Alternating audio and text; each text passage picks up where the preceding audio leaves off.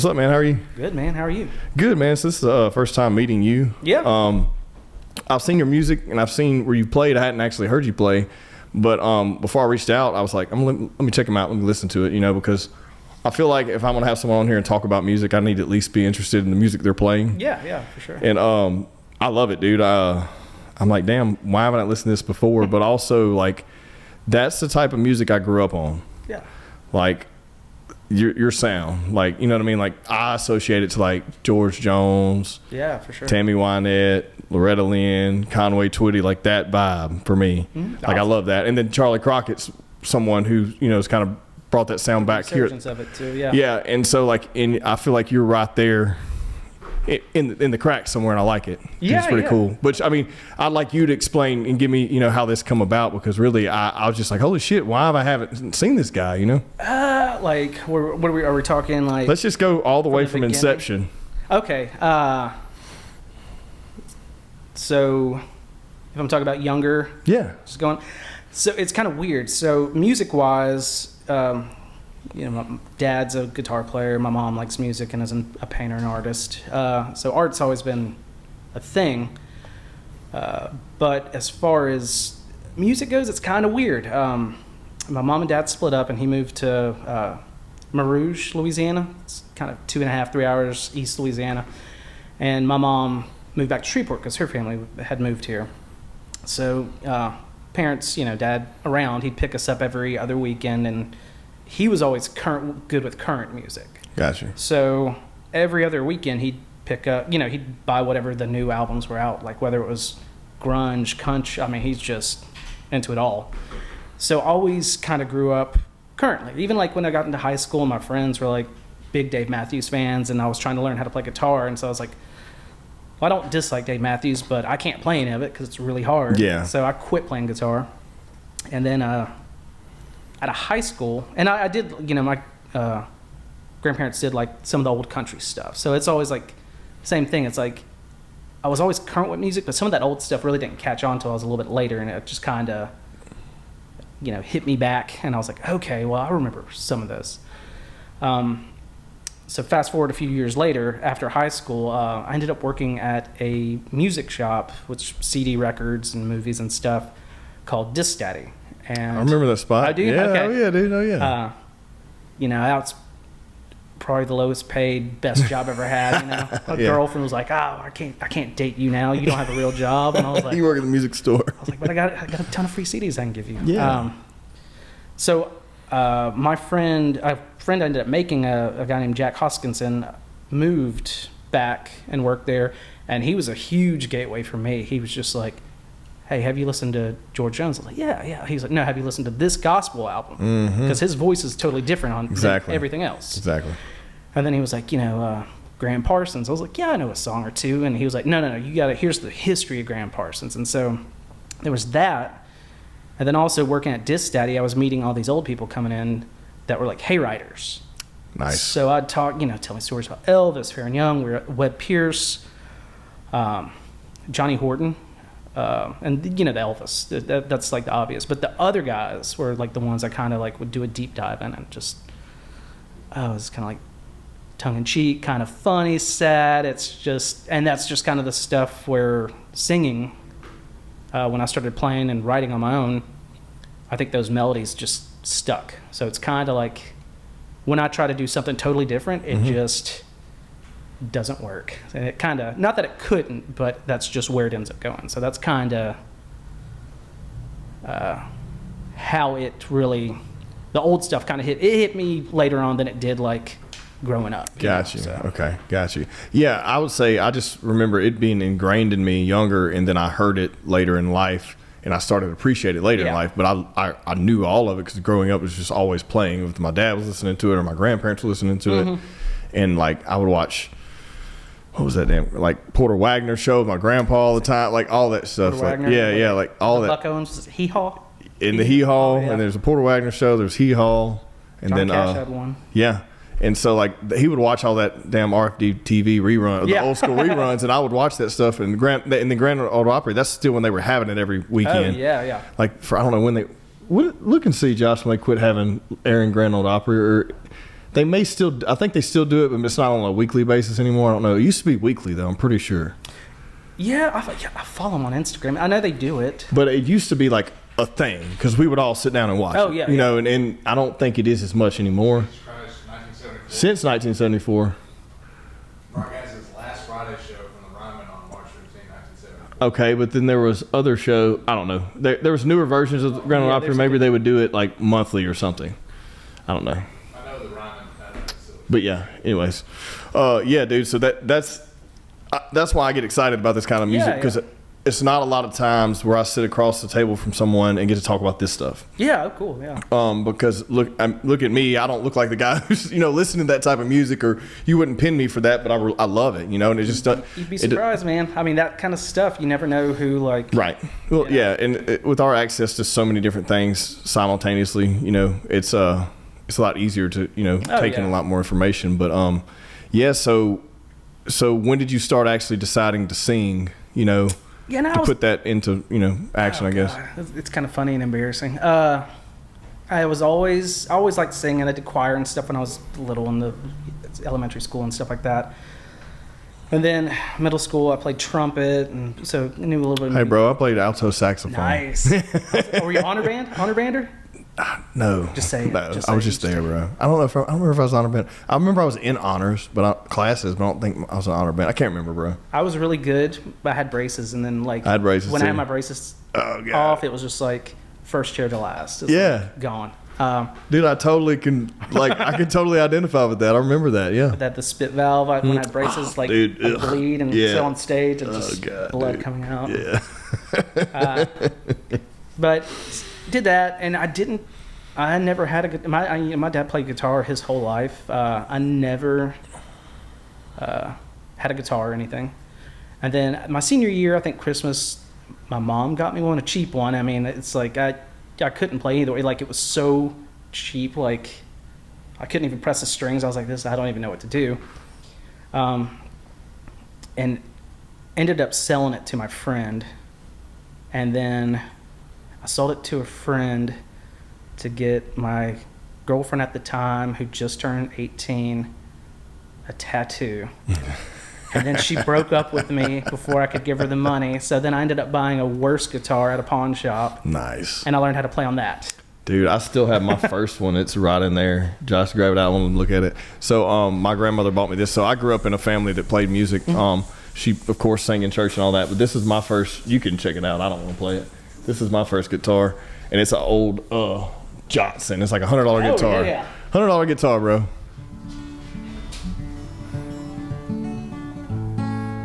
It's half-assed in tune. Yeah. But anyways. Yeah, I try to keep it in tune and mess around with it every now and then. But I feel you there with the cheap guitar. Yeah, I mean, it's a... But after that, I got a guitar, and then I just started... just bedroom singing and stuff. Trying to learn because it's. Did you do like the first act tabs, like the chart, or like how did you learn? Like, how old are you? 41. Okay, so dude, you don't look that old. Thank you. Shit. Thank you. I was expecting you to say younger than me. Oh, you're like 28. Dude, I was gonna say like 32. That's gonna be the thing. I told my wife. I was like, "You're telling me to cut back on beer. It's kind of rounded me out like a baby. I'm looking a little young, but once I lose this weight, Well, so how did you learn how to play? How were you researching, and how old were you at the time? 18? I probably started researching tabs and stuff by 19 or 20. Because that's around the time we started doing it I started playing around 14 or 15. 2003, 4, maybe? That's around the same time I would have been doing it, yeah. Okay, yeah. I think that's when I started. Because I was in high school, sophomore maybe or whatever, and you could barely find stuff online. But I remember getting the first act chord chart. Yeah. From Walmart or whatever. Yeah, okay. Yeah, the poster. Yeah, dude. That was the staple. If you learned, how to play guitar, you had that. I did have that, but still, I was so, I just didn't understand. I was just I need someone to show me. And that's the kind of learning I am. It's I'm not, I'm a hands-on. It's I want to, let me touch this, but be here if it goes bad so you can help me turn it the right way. But I learned chords, just like I said. I had a buddy who he was all into the Dave Matthews and all funk stuff, and just really good. Dude, that's a good thing to start, because we all started with like Metallica. And if I would have kept up with it, I'd be a way better guitar player. But like I said, I only wanted to play kind of like country and songwriter stuff, which is minimum guitar, like chords. And so to me, like my favorite band, which everyone's like, it's blasphemy when I say it, but like, and like a current band, like the old 97s. They're from Dallas. I think they're like almost 30 years together. Same band. Never heard of them. They're like my Beatles. Okay, Like gotcha. it's like when I heard a song, I was like, What's the style of music? It started out kind of like rockabilly, Okay. and it's Americana. It's country, but it's kind of like it could be lumped into red dirt. Some of it could be like classic. Some of it could be almost pop. But that's my favorite thing. And so really that's really all I wanted anyone to teach me how to. And luckily it was all 4 or 5 chords at the most and nothing technical. And so with that, I just learned how to start singing to that. And it's kind of, and this is what's embarrassing. I think when you're learning to sing, sometimes you don't know your voice, and so you're trying to figure it out.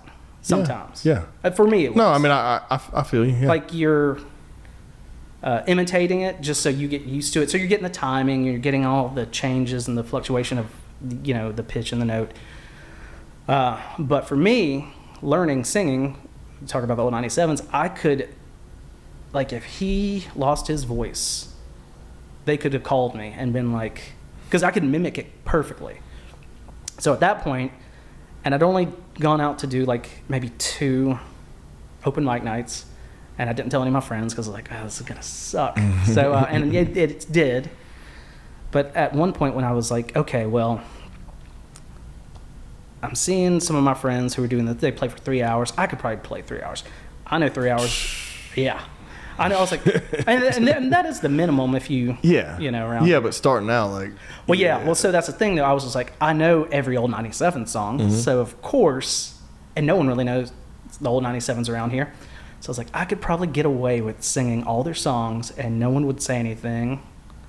I could probably like, yeah, I wrote one of those. Sure. So what's funny is about a month later, me and my friend Jeremy Gibson, who's the drummer on my album, Pete Yorn was playing at the Riverdome. They did like a summer series back then. It was like 2005 or 6. I think 6.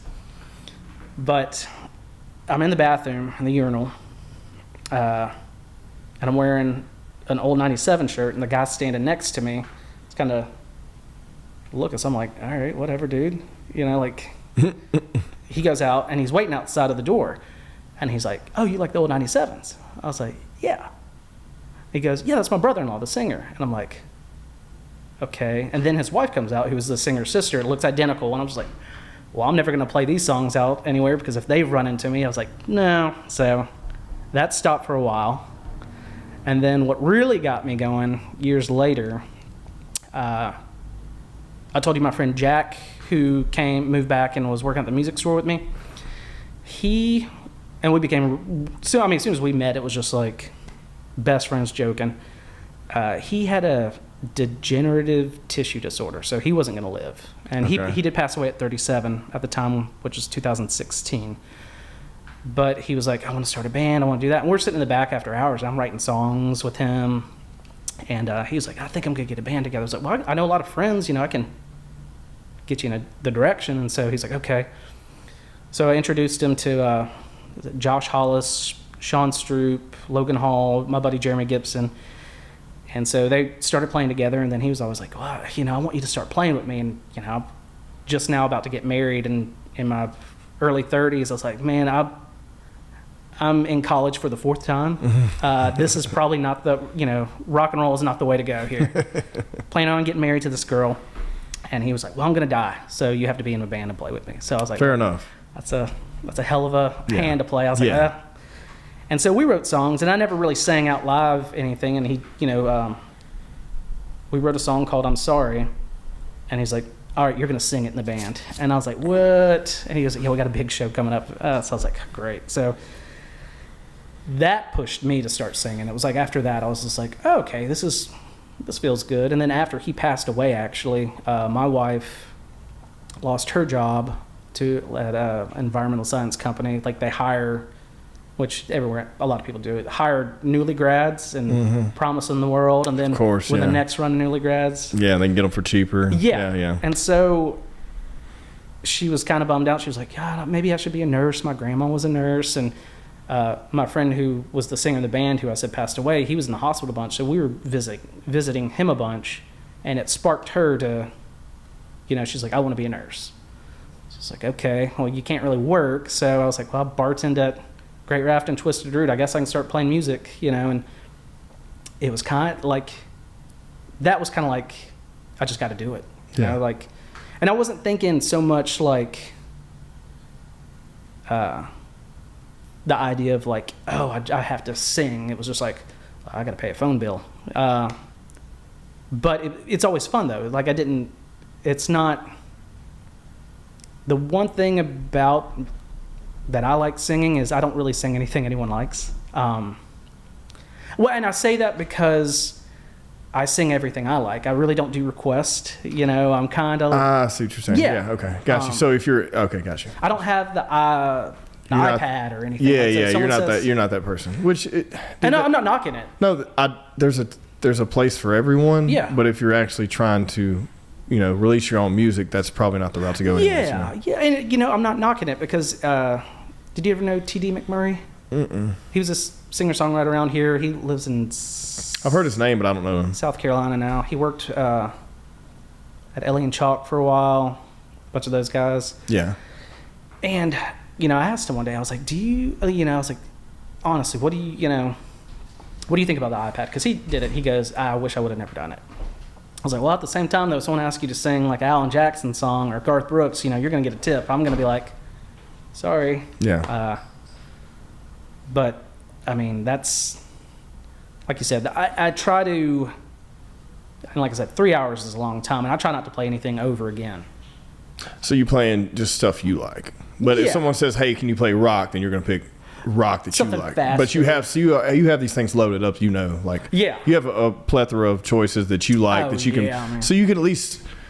It's not like you're saying no. I'm only playing like No, what's that movie where dude, have you seen that movie? Is it The Goods with Jeremy Piven? Yes. Where Craig Robinson's the DJ. Yeah.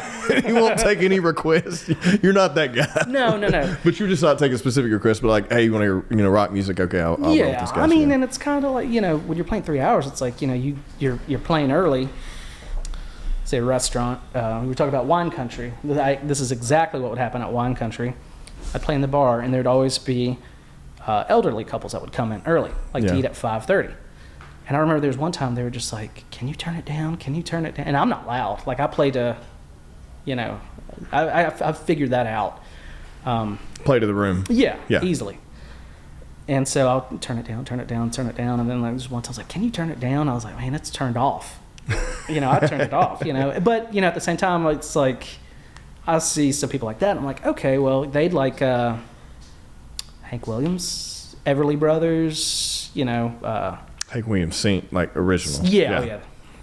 And you see it gets a little bit louder. People are drinking, so okay, well, let's step it up. Maybe faster music, and a little bit later of the night, whenever you see like the bartenders are looking tired and they want to do last call, you just start playing slower songs to get everyone out. And it's fun, you just kind of figure it out. But as far as stuff like that, I'll either trickle in some of my songs throughout the whole night, or I'll do like usually one whole hour. So if it's like 3 hours, you do like 45 minutes. I'll do 45 minutes, and I'll just like, hey, these are all my songs. I'll throw in a cover that kind of resembles all that stuff. What would be a cover that resemble that if you were to put it next to your stuff? I do Lovesick Blues. Okay, I can see that. I'll do. That's not a easy song to sing. No, but I like it though. It's yodeling. It's I'm impressed, dude. Yeah. God, what is it? The Ray Charles song? I can't think right now. I do it all the time. Oh, that's good, man. You'll think of it in a minute. It's all good. I hate when that happens. But yeah, I mean, you try to make it seem like, as I feel like your stuff and the stuff you're doing of others people, like all you, like, and that's one thing, you know, my friend who passed away, you know, we wrote songs together and he recorded an album and it never really got a proper release. And so when we went to record some stuff, just me, like my friends, the first time we went up to Muscle Shoals and studio, and I had like a few songs that I had wrote, and then I was like, I want to do some songs sentimentally just for me, that me and him did. Like I might not ever release it, but I want it. And then I remember doing it, and I hadn't found my voice, because he had like this Johnny Cash like talking voice, you know. Yeah. Like, and I don't, you know. I think that's cool, but it's just like you have to figure out like how do you make. Yeah, the song has to fit that too. Yeah. I mean, yeah. And so we tried it, and I couldn't. It did not work, you know. So I was like, man, that's a waste of money. But did you try to replicate his voice? You just try to match it for yours and like. Well, I was trying to match it. I was trying to make it my own, but I just hadn't tried it yet. Okay, so yeah, probably wasn't the best time to do it. No. Yeah. But we had some downtime, so I was like, I'll try it. And so also, it's kind of weird. I felt, which is funny because after we're riding home, the engineer sends us like the rough copies, and I'm like, you know, it sounds okay. It was also my first time at the studio, so it's like, you know, it's kind of like whenever maybe if you started this, if you've never talked in a microphone, you kind of. Oh yeah, dude. Yeah. That's one thing I always tell people, like especially younger people that want to like start singing and stuff. I'm like, buy the PA, the microphone, the equipment, practice it at home. Like practice it in a small room, a big room, like for singing. You know, that's helped me. Yeah, that's good advice. Yeah, dude, when I started this, you should hear how horrible it was. Gosh. It's still up there so people can go hear it for sure, but yeah. But but that was the thing, recording that stuff, driving home from Alabama, we were listening to it, and it's kind of, when I said sentimentally, like I wanted it for me, I felt like I had like a sense of, what's it called? Relief? Not relief. It was imposter syndrome. Oh, okay. Because because he wasn't here. Those were his. Yeah. It was his voice in those songs. So I felt like it didn't feel right at the time because it should be him still singing. How late was that, or how soon was that after he passed? Probably a year and a half, so 2 years. Pretty quick. Yeah, that's pretty quick. Yeah, that probably was some of it too. You know. Like, oh yeah, you know, yeah. I don't think if that's the first time you really had time to like. Oh yeah. Sit on that whole. Imagine recording it, and then as you're singing it, thinking, okay, well, he wrote it this way, and he sang it this way, and we practiced this, and then hearing it back immediately, and like, well, this is not. Yeah, I see where you're going. Yeah, and but you know, when we were driving back, listening to it, you know, I was like. You know, it's not imposter syndrome. It's paying, you know, respect to him, because of course. There were songs that we wrote, but there's also songs that he just wrote, and I put some of those on the album actually. Like I think it's 6 and 13. There's one, and they're all funny stories. So the one song, "Hurting Starts Hurting," it was about the day he wrote it. We were in Longview because we were working at Disc Daddy. He ended up taking over. What was his name? Jack Hoskinson. People called him Jackie Don. Gotcha. He introduced himself to me. Well, I met him as Jack, and then he took on the persona to everyone else as Jackie Don. His life I could do would be a whole one of these things. Yeah. But that one song, "Hurting Starts Hurting," we're in Longview buying some records, and his wife called, and she's upset, and he was just like, well, don't worry. He goes, we're going to make everything work. And they were kind of maybe on the outs to some degree. Then he just gets off the phone. He's driving. He's just like, well, I got to break up with my girlfriend to get back with my wife. and yeah. And so, this is stuff like daily, weekly that happens to him, like stuff like this. So I'm always just like, I'm glad I'm not you. Like, so that night he just was like, hey, I wrote the song "Hurting Starts Hurting." It's about my wife, you know, just not wanting me back and just wanting to move on, and plays it. And I'm like, man, that's really good. And he's like, yeah, what do you think about it, hon? His wife's sitting there. She goes, yeah, it's pretty good. I was like, good God, just call me tomorrow, man. And then the last song on the album's the very last song he wrote, his very last song. And so we had a phone recording. It was never recorded. So I was like, well, I'll just throw it, I had extra time on the album the second time I went to the studio. So I was like, well, this seems good. Like, this would be... And, like, I kind of dedicated the album to him, because, I mean, he was really the one who kind of pushed me. Which album is this? The Country Cream album. My one out right now, but he's the one, actually, who pushed me. So going all the way back to what you said, he's the one who pushed me to really... Well, it seems like that. And your wife to get into nursing? Yeah. That's crazy. Yeah. Well, I mean, I'm not say get into it, but, like, her being back there, like you said, and around all that going on, that's and crazy. My wife's a music lover too, so right. she, her great grandmother, which is funny, because her mom and dad, they're medical and engineer, they're all smart, and her sister's an engineer, my wife's a nurse, so I'm a musician. So when we play board games, I'm always the first out. So that's why I don't want to play board games with y'all, man. But I remember we were dating for like probably 3 years, and her dad, because I wanted to buy a pedal steel. I was like, I think about buying a pedal steel. And he was like, oh, Granny had something like that. And I was like, oh, really? And they pull down this metal lap steel. And he's like, oh, yeah, she played with those guys at the Hayride or something. And I was like, what? Or something. Yeah. Knowing them for 3 years, they never once told me this. Yeah. And so I'm just like, what? And they're like, oh, yeah, what's this? Jimmy Davis. Yeah, like, that was Jimmy Davis's slide player, and she would sit in and play with all those people. So I like to think there's like, I try to have a connection. Like, I was like, it's not blood, but hey, it's still there. Yeah, it happened. That didn't happen. Like, it happened apparently, like, not by chance. Yeah, right, no. or something. And and they gifted me that guitar. They were just like, oh, we don't know anything about guitars here. So I'm just like, I was like, I'm gonna put this under my bed and probably never touch it because it's special, know. So. I don't know, just all that stuff, man. It's all weird music, kind of. Dude, I think that I've heard a lot of like coming to fruition stories, and that one's very unique. I don't think it's weird at all. I think it's extremely unique and also meaningful. Yeah, for sure. Some people just say, well, I've always been good at singing, and I wanted to be a songwriter and a singer, and it seems like you just you like the artistic version of it, and then these things come into your life, that kind of connected you to say, well, hey, I'm going to try to do this thing, Yeah, and it's cool. My my friend Josiah, who helped. So we did like the record, the second time on Muscle Shoals with Ben Tanner, and he was in the Alabama Shakes, and he's always done engineering. I think he went to school for that. He engineered like everyone, like Dylan LeBlanc, who's from here. Other people.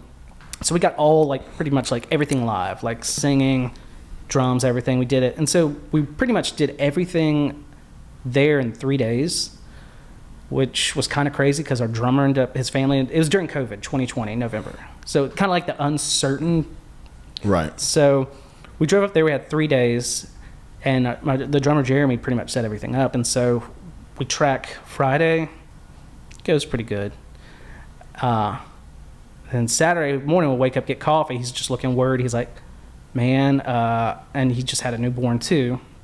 He goes, my whole family has COVID. And I was like, go home. And he's like, are you sure? I was like, yeah, you're my friend, man. You like newborn, everyone's got COVID, your wife alone. No one knows what's going on right now with this, yeah. Yeah, man. I was like, I'd be a bad friend if I told you to stick it out. And he goes, well, I'll stay till like 2 or 3. Because at the time he was living in Hot Springs, so I think it was from there. It's like 3.5, 4 hour drive. I was like, whatever you need to do, man. I'll go. But if you're gonna stay, we're not going over and over. I was like, we're gonna crank it out. So he was like, and he's not like that. He was just like, shit, because he's overthinking. He's like, I want to do 40 takes of one song. I like the second one we did. Damn. But he's right though, and he's an incredible drummer. And so. I think we did all that. And then, so what my friend Josiah, he fixed up that guitar my in-laws gave me. And so he actually played it on my album. So that's kind of, which is what I wanted. There's like some little special. And so you released that when? On streaming platforms and services, December 16th of last year. Gotcha. 23. Okay. And you have a new single out too right now. Yeah, it's not too new, and it's not really. It's kind of a cover. I did like my friend Josiah, the song my wife and I danced to at our wedding. I went back and covered it a while back, and I just now got to releasing it. Okay. But we're actually going to record a whole new album September 22nd. We're going up to Florence, Alabama to play this big block party with a ton of musicians up there.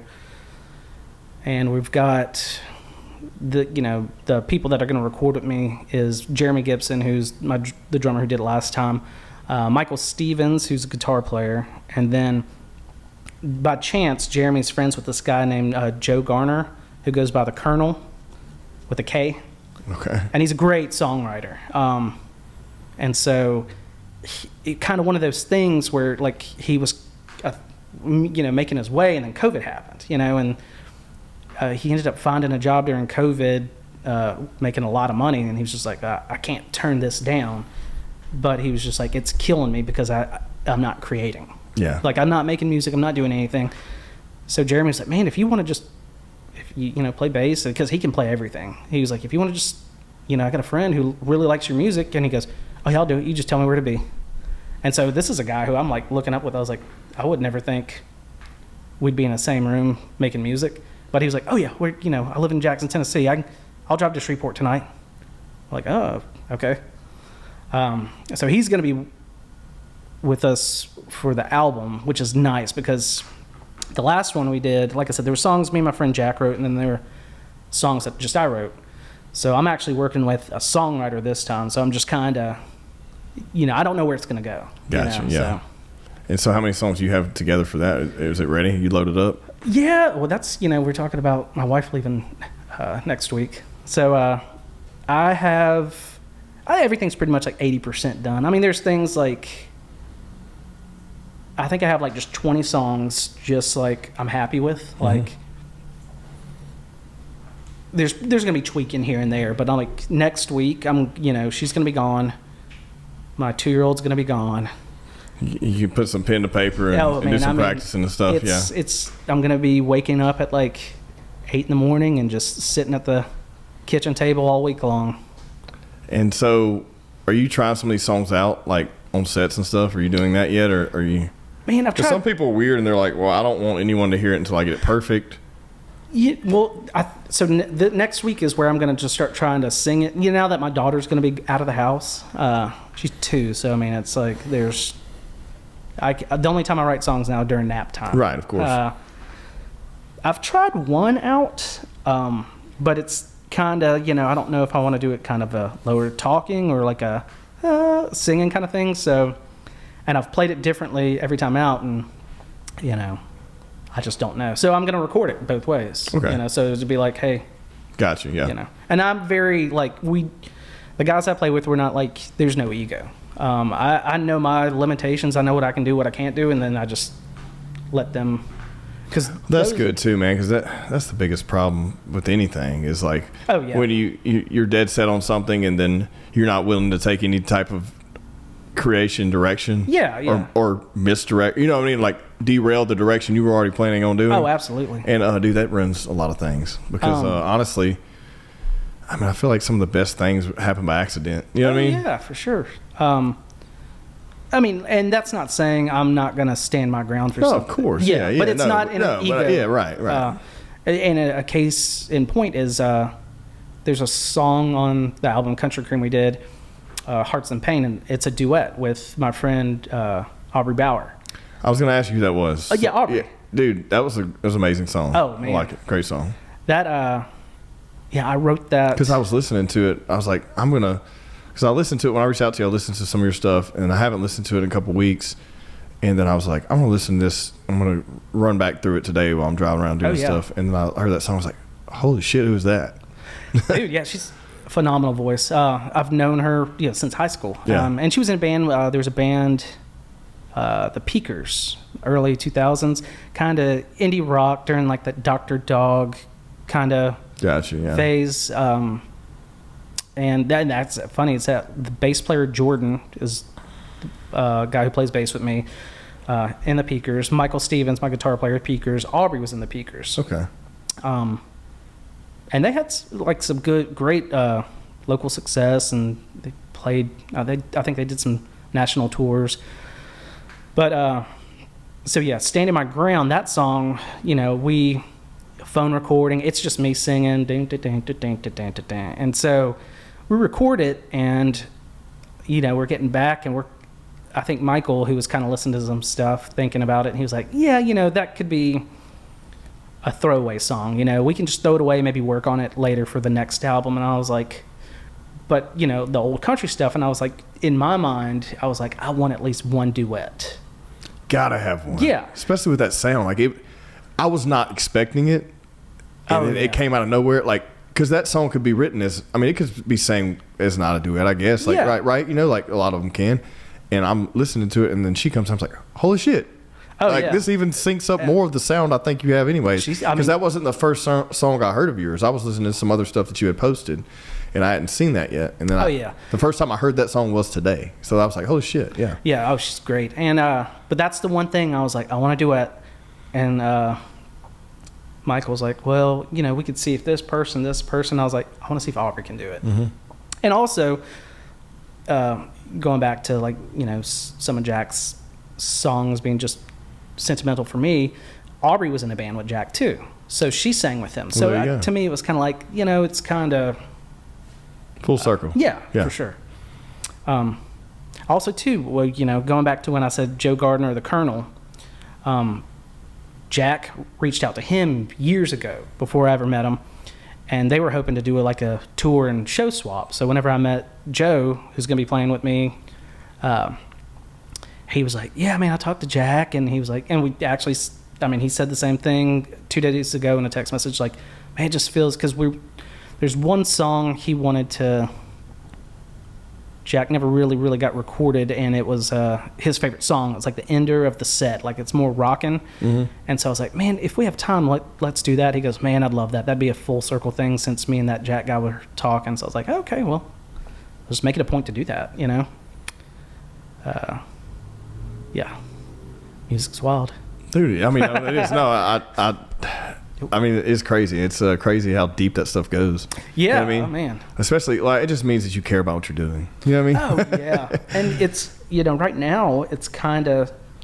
I think once I put out that album, and towards the end of December, I've got some pretty good connections in Texas and Alabama. Some in Nashville, and so my wife and I had a talk, and she was like, hey, do you really want to do this music thing? Like, try it. And I was like, yeah, of course, but there's guy, I don't know what I'm doing. And so she's like, okay, I wouldn't want you to not do it, so if you can do it while I'm not at work, going out of town and doing this, she's like, go for it. But I want another baby, so do it now. Yeah. So it's funny. I thought at first, especially now, I have a 2-year-old daughter, 2 months old now, and you're thinking like, oh, this is an itch. I'm not trying to. But honestly, it's like you said, doing something you love. I want her maybe one day to be like, see that I did something I loved. Not that I have to do it forever, but just because there's so many people. I don't know, like. Even like in your family or whatever you grow up with, and you can tell there's a lot of regret. Like people maybe older than you, like grandparents, parents, like and you hear them talk about stuff, and then they just quit talking about it. It's like, oh, they didn't go for something then. You know what I mean? And it's not. Yeah, I'm not being delusional about it. No, of course not. Yeah. It's. I think art is a very, hard thing to figure out. It's not saying like, hey, I want to be famous. Oh yeah. It's more like fulfillment. Yeah. Like why not go after that? If you're seeking this out and say, hey, I want to do this, like why not at least try to become fully fulfilled with it, no matter if it's just playing one show in front of thousands of people or or playing for 10 years, in front of hundreds of people every night. You know what I mean? Yeah, it's just funny. It's kind of when she was like, you want to do this? And I was like, do you want me to do this? And so, But like I said, my wife she loves music, and she's supportive. So this sound you have, I don't know. So what do you listen to? Like, what do you listen to for inspiration? Ooh.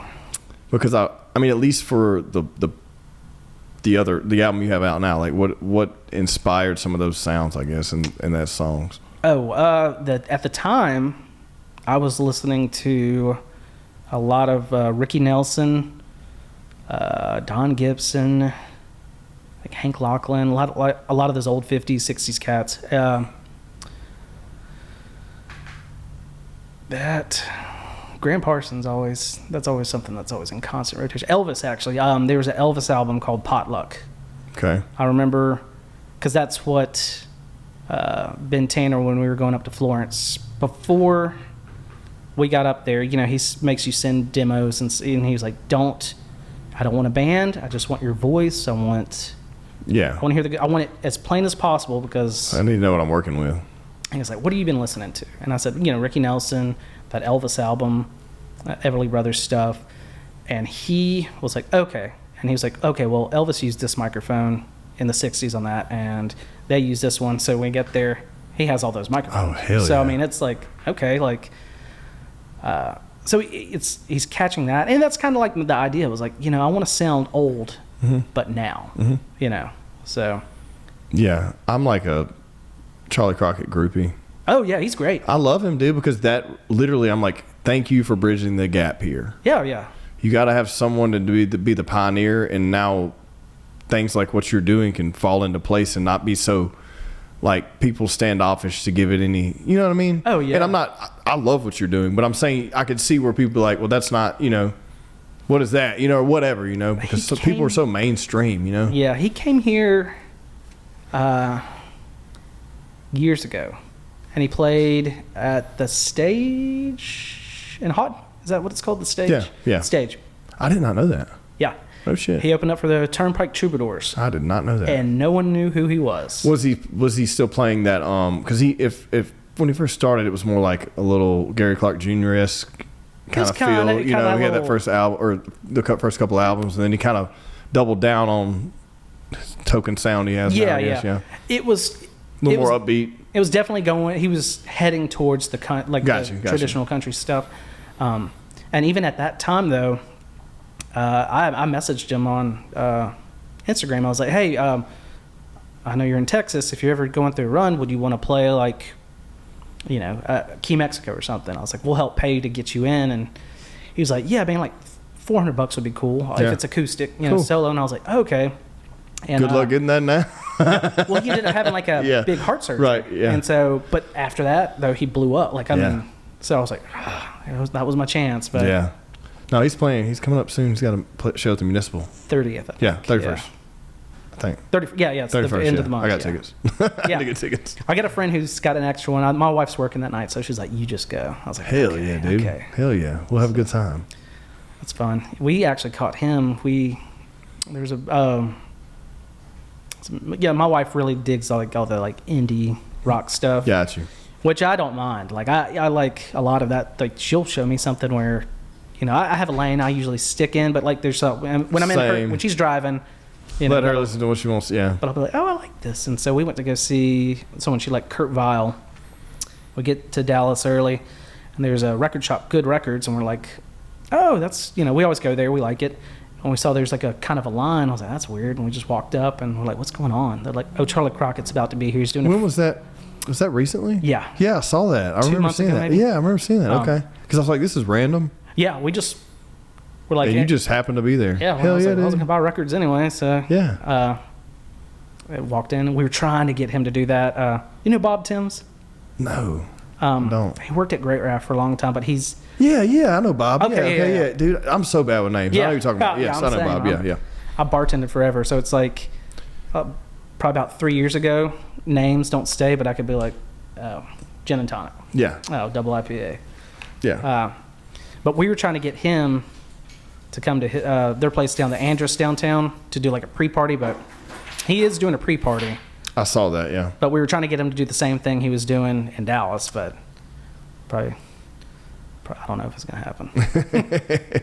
Wishful thinking. The first time I ever saw him, I've been listening to him for a long time. I say a long time. I mean, he's not that old. I mean, he hasn't been doing it that long, but I mean, I guess he has, but you know what I mean, as far as like mainstream. Yeah. But at least since pre-COVID, I was listening to him, you know, and then I went and saw him late 2020, I believe, at Stanley's. Oh, cool. I've never caught a show there. Dude, it was a great show. It was amazing because I'd seen him before already somewhere else. That might not have been the first time I seen him. Shit, I can't remember, dude. Because I feel like I know I've seen him at the Strand already. Yeah, I was at that. Yeah. one. And so, anyways, yeah, that show was amazing because he was right there. I mean, that stage and that setup, I mean, everything's jam-packed and it's super intimate, but it's also like it's a bar at the same time and a barbecue place. So it's just like that good Texas feel, you know, you get, and then you have an artist there and this tiny stage and the band just jams on that. Like they're all just jam-packed in there, barely move. And I was like, this is awesome. So it was a good experience, man. Texas is, man, I mean, that's where the music's at, man. Like, I mean, music's, but for me, it's just, like I said, you played like the 3-hour grind here, and it's just different everywhere. Like I played, I think we were talking about like Dax, played Dax and Bossier, first time ever. So whenever I played at Dax for the first time, and so I was like, okay, well, I don't, you don't know what the clientele, the crowd's gonna be like, and so I played. No one clapped. People were looking like they might pay me to just pack up and go home. So I was just like, all right, well, that's cool. But when I was done, I had a ton of compliments. People were coming up and handing me, like, it was just like they just didn't want to clap at a restaurant or something. Now, that being said, I played in Longview last week. It's Greenside Beverage Company. They do like natural wines and craft beers. I've seen some people play over there, but I haven't been. Yeah, great people, great owners, great staff.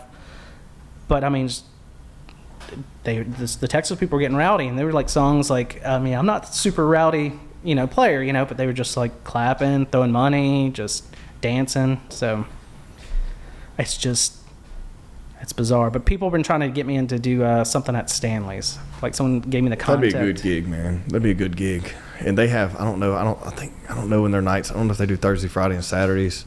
I don't know. It's been a couple years since I've watched any shows there, but it's a cool venue. It's interesting, man. It's I don't know what it is about it, but it's just an interesting spot. I guess because it's been around for a long time. Yeah, it's just old, and they turned it into something besides just a barbecue joint. You know what I mean? It's kind of cool, and it's authentic. I guess it feels authentic, But what's the favorite place you played to date? Ooh, man, I don't know. Like favorite.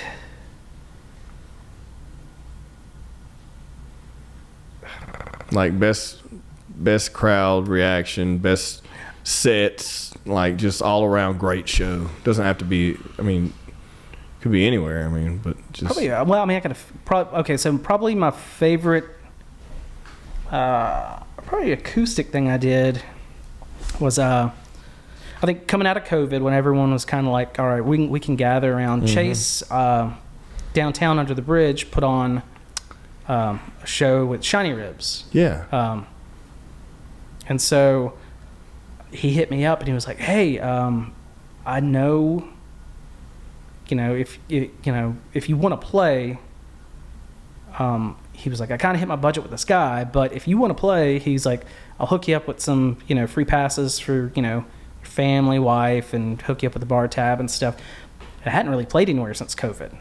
So I was like, yeah, okay. I was like, what am I doing? He goes, oh, you're just going to open up for Shiny Ribs. So I was like, oh, okay. And so that was, I think, opened up. There were about 250 to 300 people there right then. So that was the biggest thing I've, done at that time. Yeah, an acoustic by myself. So that can be intimidating too, man. It's weird. When you're on a stage doing acoustic, So that's what's funny. I was, a late bloomer to play with other people. So you're used to that. I'm more intimidated playing with other people. Okay. Because I'm like, what if I mess up and it messes up? Got you. And we just have to stop, which that would never be the case with the guys I play with because they can mask it. Yeah. Keep on rolling. And that's what my other friends who play with bands are like, oh, it's way easier to do that. And I was that's what everyone says, yeah. But I just, I guess my insecurity about it, I guess. But yeah, playing the that thing under the bridge was cool. Also because when the show was over, the singer Kevin Russell from Shiny Ribs came up to me and was just like, "Hey man, good job." He's like, "Let's stay in touch." And so probably the second, I'm saying acoustic, a solo show, but then I played the Music Prize last year. Full band, and even added like my friend Josh Hollis in it to sing and play guitar, and we moved my guitar player to keys because he can play keys too, and Aubrey sang with us too. That was really fun because that I don't have you talked to anyone about the Music Prize? No, I'm not. It's really cool. There's some people that might just who've played it because it's like a competition, but it's not. It's right in line with the food prize stuff, right? Yes. Yeah. The film prize and all that stuff. Yeah. That who puts that on? Gregory Kallenberg. Kallenberg, yeah. And so I've had friends in the past who played it, and it's like I guess if you're looking at it like a competition and you don't win, you get your feelings hurt. Yeah. I'm not competitive. I compete with myself. I drive myself crazy. But I remember him. So I didn't think about anything entering it, and Gregory Kallenberg, I was up at walking into Key Mexico on a Sunday. That's usually my weekend right there, brunch. And he was like, "Why the hell aren't you doing this?" And I was like, "I don't know. Should I?" And he was like, "Yeah." I was like, "Oh, okay."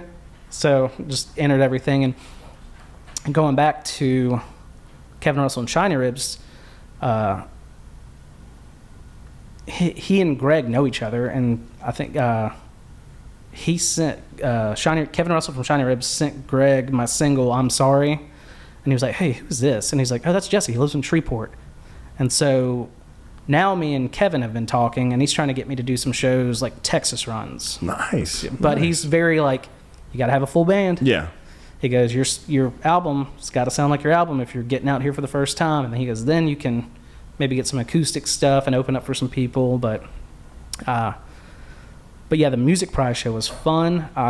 Like I said, there are people who kind of get bent over the competitive thing, but to me, I mean, it's high energy. You got sound guys working it for you. You're not having to do your own thing, and he does like the Music Prize conference where like all these just people from all over the business, like managers, lawyers, songwriters, just talk to them all.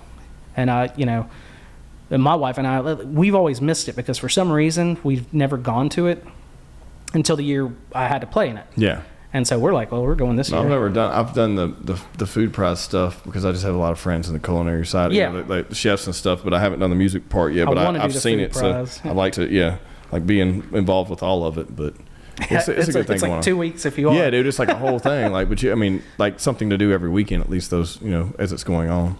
Yeah. But that was a good show. I mean, we couldn't play long. It was like 25 minutes, but it was like, it's usually 4 people playing. It's me and 3 others, so I had 2 other people playing, so it just had a bigger sound. Yeah. So I was just like, this is awesome. And we didn't win because the whole voting process, my friends and family were so drunk when I was trying to tell them how to vote. I was like, this is how you vote. We're just there to have a good time. We love you. Yeah. I was like, thanks, Mom. That's cool though, man. I mean, it's either way. It's like getting with other musicians, being able to do that. I see where some people are so competitive, they're pissed off they didn't win. Yeah, or whatever. yeah. But like, dude, I don't think it's what it's for. Anyways, it's more for spotlighting local artists, across the board. Not just sitting here and like. And it's gotten bigger where they have people like coming in from Austin and stuff like that. So it's kind of, there's a guy named Scott that we talk now, and we're both like, and he lives in Austin and he's pretty well, but he was like, man, I'm always trying to get gigs everywhere. He goes, if I get you something in Austin, can you get me something in Shreveport? I'm like, for sure. Yeah. And that wouldn't have happened if I wouldn't have done it. Exactly. So it's kind of one of those things where I think it was Buddy Flett. Yeah. He when I first started playing, the only advice he gave me was, he goes, you're pretty good, but just remember, if you play a wedding or something, dress nice. And I'm like, So I was like, well, I mean, I don't think I look bad right now. He's like, yeah, like a belt. I was like, I've worn a belt my whole life, buddy. He's like, good. I was like, okay. Good sound advice there. Yeah. No, man, I think, no, that's hilarious. God, that's funny. Well, let's wrap this thing up, dude. I had a good time today. So let's plug, what do you have going on? What do you have coming up? This will be out in a week or so.